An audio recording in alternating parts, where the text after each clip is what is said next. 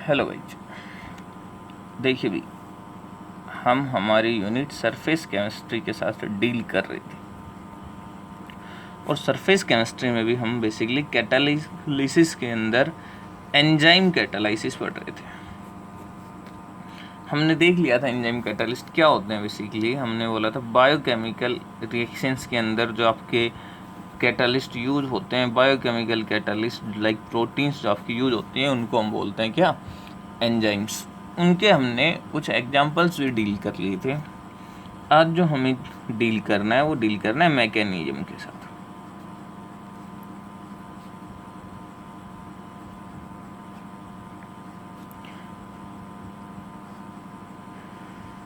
Catalysis reaction देखिए, अगर ये जो टॉपिक है एंजाइम कैटालिसिस रिएक्शन का मैकेनिज्म भी बहुत बड़ा ब्रॉड टॉपिक है जो आप हायर स्टडीज में पढ़ोगे।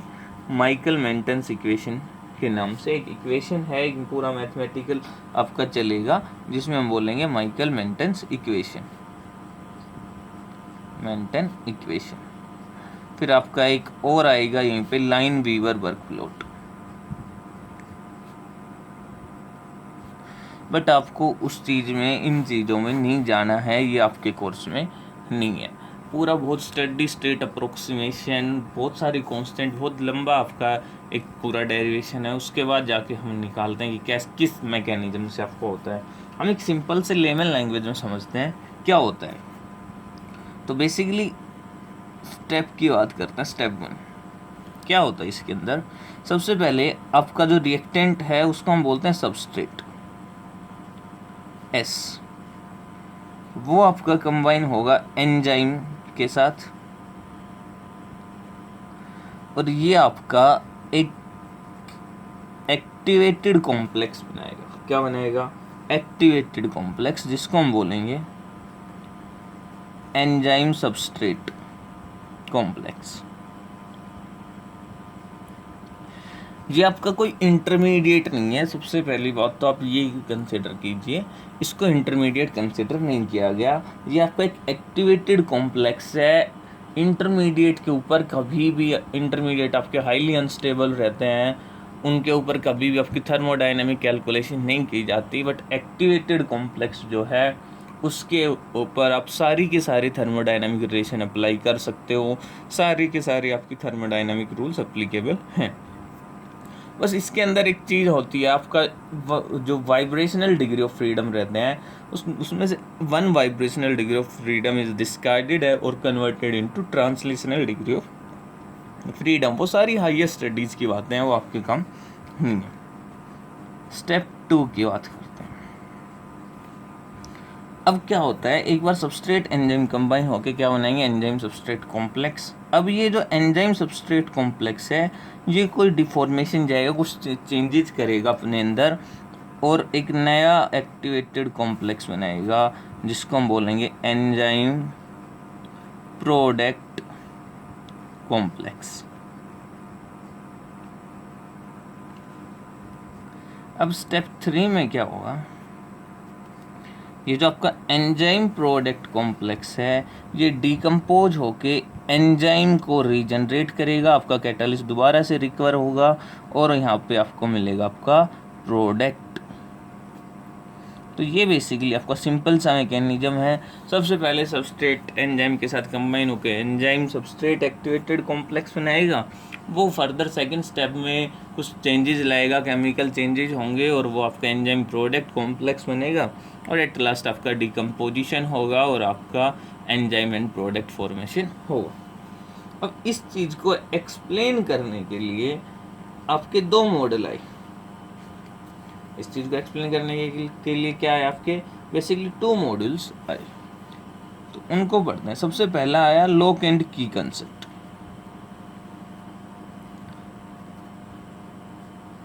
ये जो लॉक एंड की मॉडल जो आया आपका, ये बेसिकली कहाँ से आया, ये आया सुप्रामोलिकुलर केमिस्ट्री से जनरेट हुआ।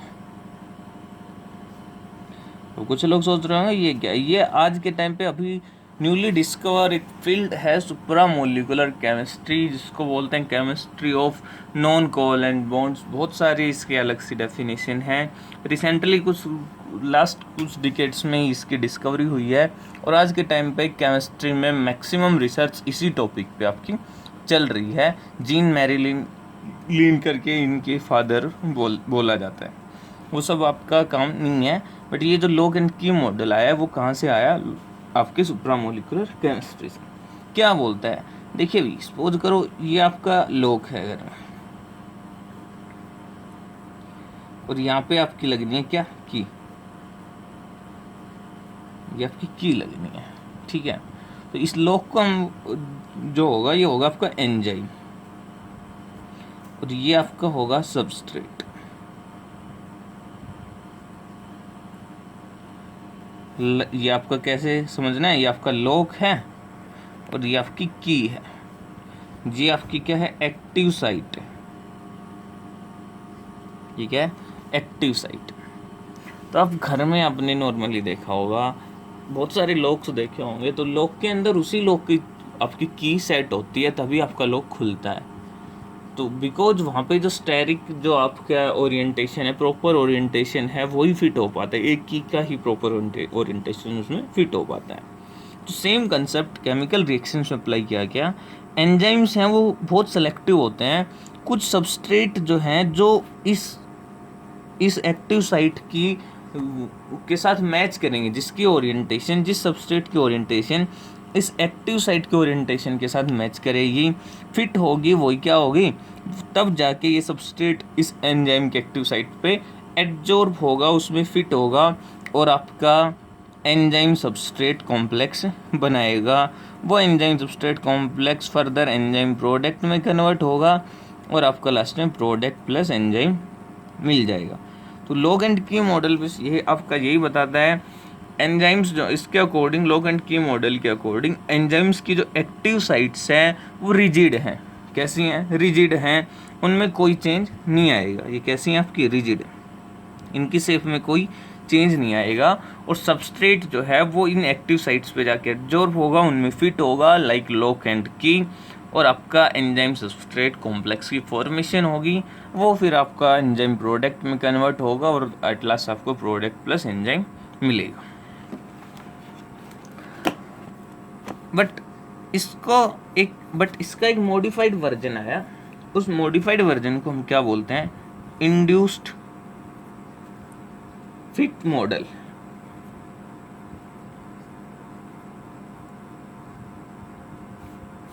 इंड्यूस्ड फिट मॉडल, इसका दूसरा नाम भी बोला जाता है, और हैंड एंड ग्लोव मॉडल।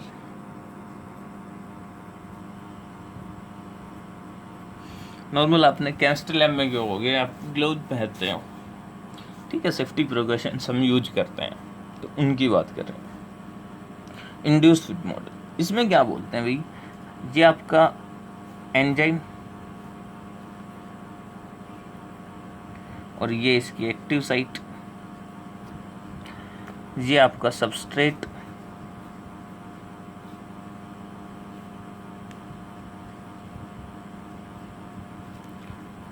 अब इंड्यूस फिट मॉडल क्या बोलता है कि एंजाइम की जो एक्टिव साइट जो रहती है वो रिजिड नहीं रहती है। Before formation of enzyme substrate complex and after formation of enzyme substrate complex, जो आपकी एक्टिव साइट्स हैं वो सेम नहीं रहती हैं, उनकी डायमेंशंस हैं वो सेम नहीं रहती हैं, रिजिड नहीं रहती हैं। जब एक सबस्ट्रेट अप्रोच करेगा, उस एक्टिव साइट पे जाएगा एंजाइम की पे, तो एंजाइम की जो एक्टिव साइट्स हैं, एंजाइम अपने अंदर स्लाइट डिफॉर्मेशन से लेके आएगा। तो जो आपका एंजाइम है वो क्या करेगा, अपने एक्टिव साइट्स में कुछ डिफॉर्मेशन से लेके आएगा, और उन डिफॉर्मेशंस की वजह से ये आपका क्या बनेगा, एंजाइम सबस्ट्रेट कॉम्प्लेक्स बनेगा। तो बस ये बोलता है कि इनकी जो साइट्स हैं, एक्टिव साइट्स हैं, वो कैसी रहेंगी, नॉन रिजिड रहेंगी।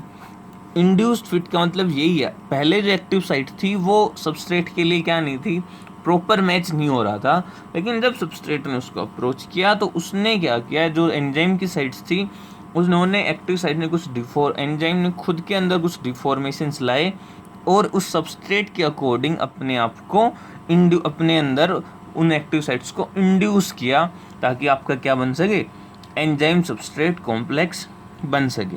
अब ये चेंज होगा एंजाइम प्रोडक्ट में और आपका बन जाएगा enzyme and at last product formation आपको देखने को मिलेंगे। ठीक है भाई, तो इसके अंदर हम क्या लिख सकते हैं, इसके अंदर हम ये लिखेंगे according to this model active sites of enzymes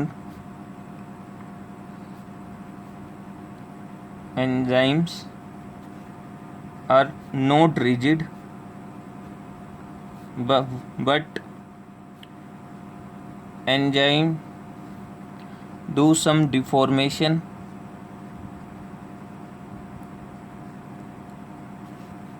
in its active site to form enzyme substrate complex। वहाँ पे क्या था, लॉक एंड की में हमने रिजिड कंसिडर की थी। ये जस्ट आपके दो मॉडल थे जो आपको पता होनी चाहिए। अभी यहाँ पे एक और आता है जो एक नंबर में सीबीएसई बहुत बार पूछती है, safe selective catalyst. Safe selective catalyst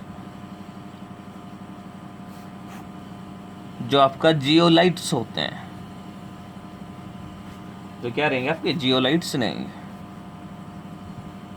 zeolites रहेंगे। तो फिर जियोलाइट्स क्या होते हैं, बेसिकली एल्यूमिनोसिलिकेट्स होते हैं, लार्ज आपके एल्यूमिनोसिलिकेट्स रहते हैं जिनके अंदर आपकी बेसिकली हम कुछ डोपिंग करवा देते हैं, वो चीज़ें आपके काम की नहीं है। ठीक है, सेल्फ सेलेक्टिव कैटलिस्ट सिंपल से कंसेप्ट जितना आप 1-2 नंबर में पूछा जाता है, जो जितना आपका लेवल है वो उसी पे हम डील करते हैं। जो सेल्फ सेलेक्टिव कैटलिस्ट क्या होते हैं, उनके अंदर कुछ पोर्स रहते हैं। उनके अंदर क्या रहते हैं, सेल्फ सेलेक्टिव कैटलिस्ट जियोलाइट्स के अंदर कुछ पोर्स रहते हैं और उन पोर्स का साइज जो होता है वो फिक्स रहता है। सो कुछ ही रिएक्टेंट, कुछ ही सबस्ट्रेट उन पोर्स के थ्रू क्या कर पाते हैं, उस जियोलाइट के अंदर, उस आपके सेल्फ सेलेक्टिव कैटलिस्ट के अंदर एंटर कर पाते हैं। सारे के सारे एंटर नहीं कर पाएंगे। सो जो आपके एंटर कर पाएंगे सिर्फ वही क्या करेंगे, अंदर रिएक्ट करेंगे और आपके प्रोडक्ट की फॉर्मेशन होगी। नॉर्मली हम गैसोलीन क्रैकिंग ऑफ पेट्रोलियम के अंदर ये आपका लार्जली यूज होता है। जियोलाइट्स जो हम करते हैं वो क्रैकिंग ऑफ पेट्रोलियम में हम यूज करते हैं। हम यहाँ पे जियोलाइट्स को ZSM5 के नाम से ये आपके एग्जाम में पूछा जाता है। इम्पोर्टेंट है, फिर से बता रहा हूँ। ठीक है, ये क्या किस में काम आता है, to convert alcohol into gasoline, और आपके पेट्रोलियम जो नीचे से निकलता है उसकी क्रैकिंग में भी काम आता है। तो हम क्या बोलते हैं इनको, हम बोलते हैं the catalytic reactions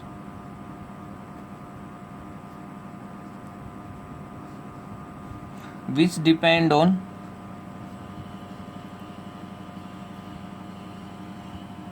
the pore size, किस पे, pore size and structure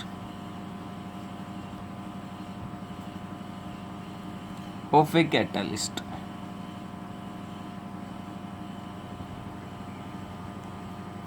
and size of reactant and product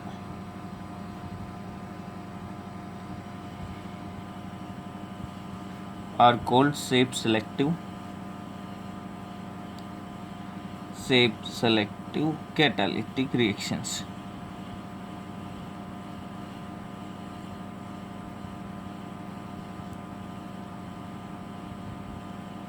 example इसमें shape selective catalyst ZSM5, zeolites. तो सिंपल सी बात है, देखो इसको मैं यहाँ समझाता हूँ। सपोज करो ये आपका जियोलाइट, इस टाइप से हम रिप्रेजेंट करते हैं। ठीक है, उसको ये आपका जियोलाइट है ZSM। इस साइड से आपका रिएक्टेंट आया, सबस्ट्रेट आया, इसमें पोर साइज था। सिर्फ जो सबस्ट्रेट जिस रिएक्टेंट का साइज स्पोर साइज से कम रहेगा वो इसमें एंटर करेगा, और जब वो इसमें एंटर करेगा तो इसके अंदर क्या होगा, प्रोडक्ट फॉर्मेशन होगा। और जब जो प्रोडक्ट फॉर्मेशन होगा, जो प्रोडक्ट का साइज रहेगा वो भी स्पोर्स के साइज से कम होना चाहिए ताकि वो इससे बाहर आ सके। अगर वो इसके अंदर ही प्रोडक्ट बन गया लार्ज साइज का तो वो बाहर ही नहीं आएगा, फिर कैटालिस्ट किस काम का हुआ। तो यहाँ पे both size of pores of catalyst and size of reactant and product तीनों के तीनों मैटर करते हैं। इसीलिए हम इसको बोल रहे हैं शेप सेलेक्टिव, बिकॉज शेप यहाँ पे सबसे बड़ा मैटर कर रही है। कैसी आपके रिएक्टेंट की शेप है, कैसी प्रोडक्ट की शेप, और क्या आपके पोर्स की शेप है, इसलिए हम बोल रहे हैं शेप सेलेक्टिव कैटालिस्ट। कहाँ यूज्ड होते हैं, used in cracking of petroleum.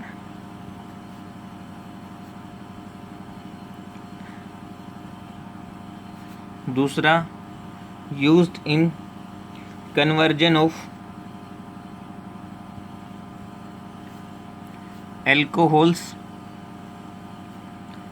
Into gasoline. Normal हम लेते हैं अल्कोहल, मीथेन भी हम जनरली लेते हैं, मीथेनॉल लेते हैं, और उसको जियोलाइट में ZSM5 में अगर डालते हैं तो हमें 7 to 8 मेंबर आपके पास एक चेन मिलती है, हाइड्रोकार्बन हमें मिलता है। तो वहाँ पे आपके शेप सेलेक्टिव कैटालिस्ट यूज होते हैं। तो कोई पूछे क्या होते हैं shape selective catalyst, just simple, shape selective catalyst are the catalyst whose pore size whose catalytic activity depend on pore size, जो किस पे डिपेंड करेगा, पोर साइज पे डिपेंड करेगा, and also on the size of reactant and product. ठीक है भाई, तो ये आपके शेप सेलेक्टिव कैटालिस्ट हो गया। यहाँ पे आपके कैटालिसिस का जो पोर्शन है वो खत्म होता है। जस्ट एक सिंपल सा आपका और टॉपिक है 2 मिनट का, एप्लीकेशन बोलिए या आप यूज बोलिए, एप्लीकेशन ऑफ एंजाइम्स।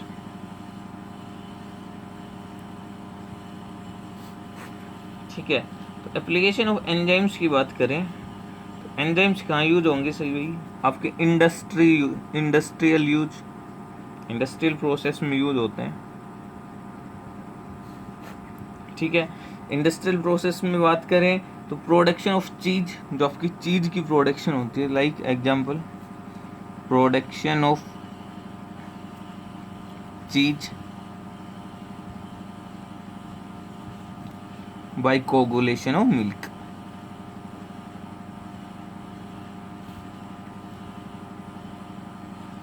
वाइन जो आपकी बनती है, बियर जो बनती है, वहाँ पे हम बेसिकली फर्मेंटेशंस करवाते हैं कार्बोहाइड्रेट्स के, production of wines and bears.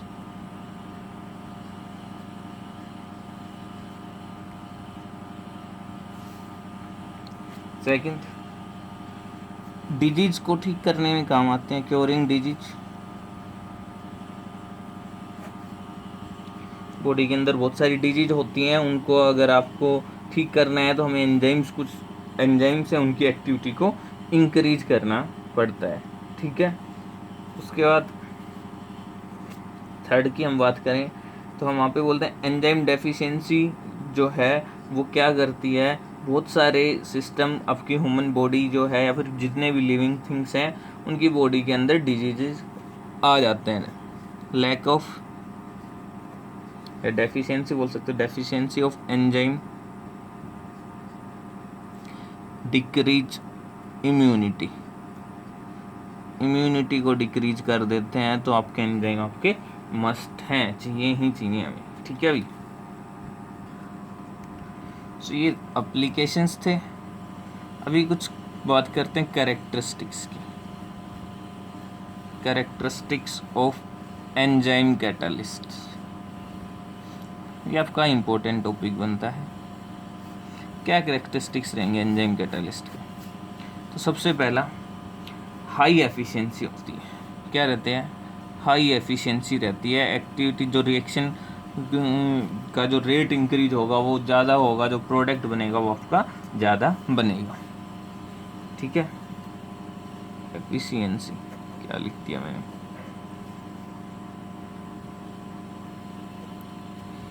ठीक है। दूसरा, हाईली स्पेसिफिक रहते हैं।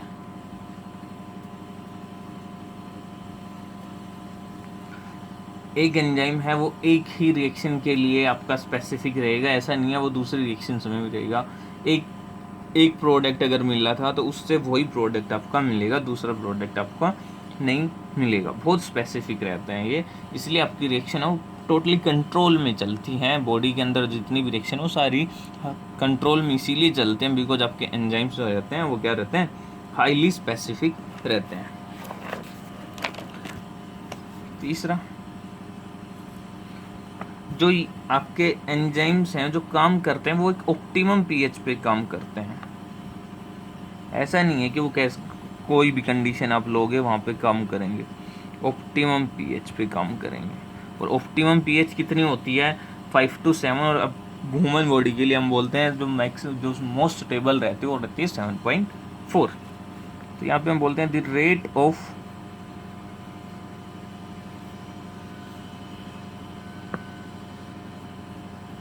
एंजाइम कैटालिटिक रिएक्शंस, और एंजाइम कैटालिस्ट भी हम बोल सकते हैं, कैटालाइज्ड रिएक्शन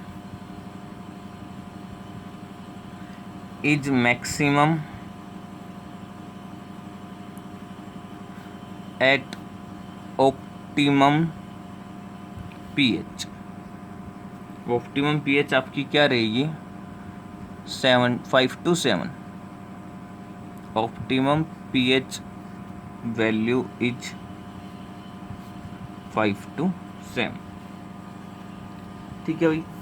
उसके बाद फोर्थ की बात करते हैं। फोर्थ में हम बोलते हैं control of activity of enzyme.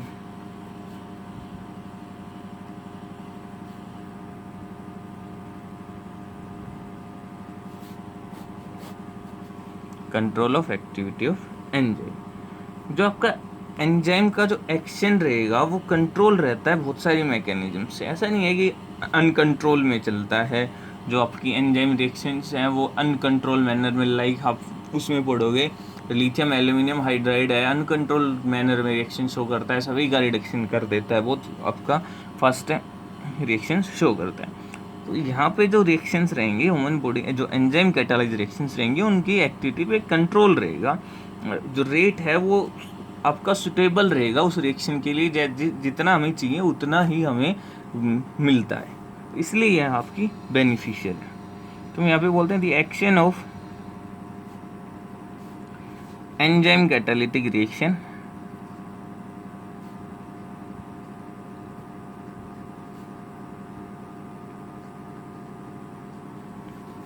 are controlled by various mechanism।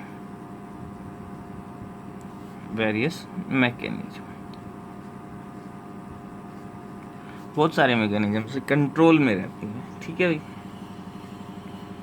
Fifth, जो आपके वहाँ पे हमने कैटलिस्ट में हमने दो टर्म्स डिफाइन की थी, प्रमोटर्स एंड पॉइजन्स। यहाँ पे प्रमोटर्स एंड पॉइजन्स ना हो गए, यहाँ पे उनको हम बोलते हैं कोएंजाइम्स। क्या बोलते हैं, कोएंजाइम्स। तो increase enzymes activity is increased by the coenzymes. किससे इंक्रीज होंगी, कोएंजाइम्स, जिसको आपने वहाँ पे क्या बोला था, प्रमोटर्स बोला था। कोएंजाइम्स क्या रहेंगे, coenzymes are large complex organic proteins.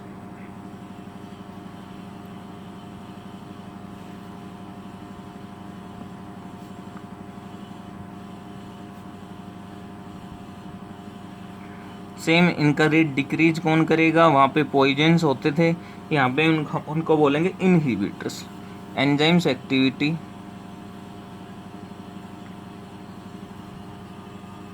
जो है वो ऑर्डिनरी कैटलिस्ट के लिए आपको क्या होता था कि इनहिबिटर्स की ज़रूरत ज़्यादा पड़ती थी, लेकिन यहाँ पे ऐसा कुछ नहीं होता है कि अगर इनहिबिटर नहीं है तो आपका बहुत रिएक्शन रेट फास्ट हो जाएगा। एंजाइम खुद ब खुद उस रेट को अपने अकॉर्डिंग रिड्यूसिंग, अपने अंदर डिफॉर्मेशन ला के रेट को स्टेबल कर लेता है।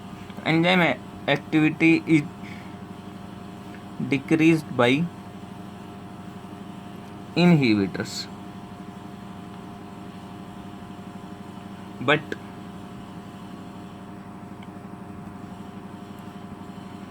इन्फ्लुएंस जो रहेगा, influence of inhibitors is not such last और नॉट सच, हम बोलें अप्रिशिएबल आपके अमाउंट में नहीं रहेगा, इज नॉट सच लार्ज। तो ये आपकी कुछ क्या थी, कुछ आपकी करेक्टरिस्टिक्स थी जो आपके एंजाइम कैटालिसिस रिएक्शंस में काम आती है। कैटालिसिस पोर्शन कंप्लीट हो चुका है, कहीं कुछ भी नहीं छोड़ा गया है, सब कुछ आपका कंप्लीट हो गया है। नेक्स्ट लेक्चर से हम कोलोइडल सॉल्यूशन स्टार्ट करेंगे, सो आप इनको पढ़िए, सिंपल सा टॉपिक है कैटालिसिस, एक बार आप इसके अंदर से अच्छे से गो थ्रू होइए। थ्योरेटिकल पोर्शन है, conceptual question, simple direct questions आपसे थ्योरेटिकल क्वेश्चंस एग्जामिनर पूछता है। Thank you.